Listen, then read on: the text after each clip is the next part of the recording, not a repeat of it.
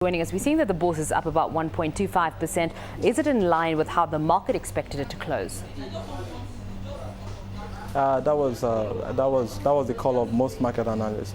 As you may be aware, the market closed up with net bid in the major hitters in the market, which are of course, the large cap stocks.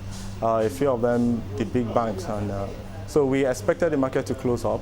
However, the figure you gave was an adjusted figure. After the usual NSE adjustment, that figure came to just about 55 basis point gain, or about 0.24%. Market was generally up. Of all stocks traded, 34 stocks lost, 45 stocks gained, while 55 remained flat.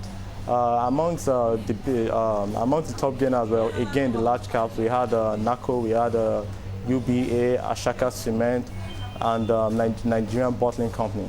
Among the top losers were, yet again, as somewhat expected, were the small caps, which of course are not the ones that generally attract the most interest in a market rally.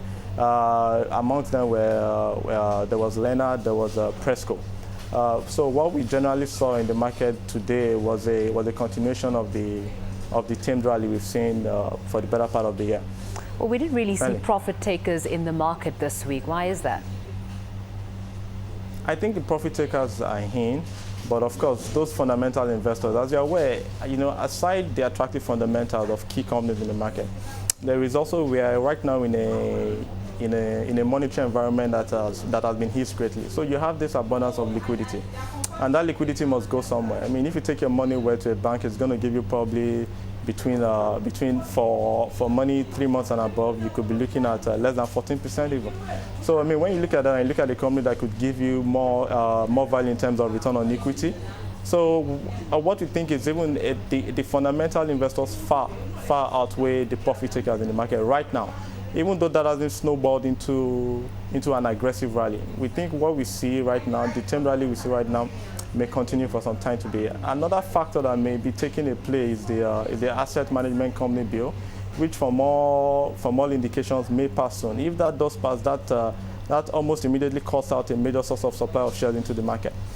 So we think a lot of this the combination of these factors may be what is driving what we're seeing, and that may continue. That said, nothing stopped the profit takers from coming in aggressively in the coming weeks. Okay. But we think overall we expect the fundamental investors to hold a higher hand here.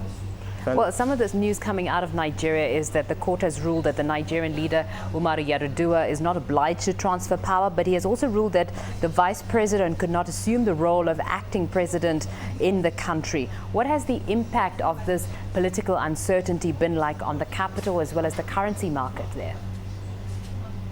Exactly. What we've seen right now is that we've not seen a cascade of the political stalemate into the markets. And we think this may be due to three critical factors. We think the fundamentals of the Nigerian economy are still very positive. Oil price is still over $60 per barrel. External reserve is still over 40 billion. That said, we also see that that's one key point and one key reason why we haven't seen a major capital flight out of the country. Another key reason would be that the economic management team has largely been shielded from the political crisis.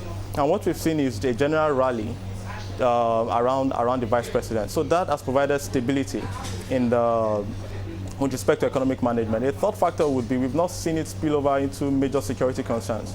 The security class, shall we say, combining of the military and the police force, has very much rallied around the vice president. So while we have this stalemate in the political circles, we haven't seen it spill over, and that may be a major factor why we haven't seen a direct impact of that crisis. We don't think that will change anytime soon unless there's a major unexpected move amongst that, but we don't see it happening. All right, and just before we go, and very briefly, what's the market outlook for next week? We think we may see the rally continue. I bet timid, but we may see it continue.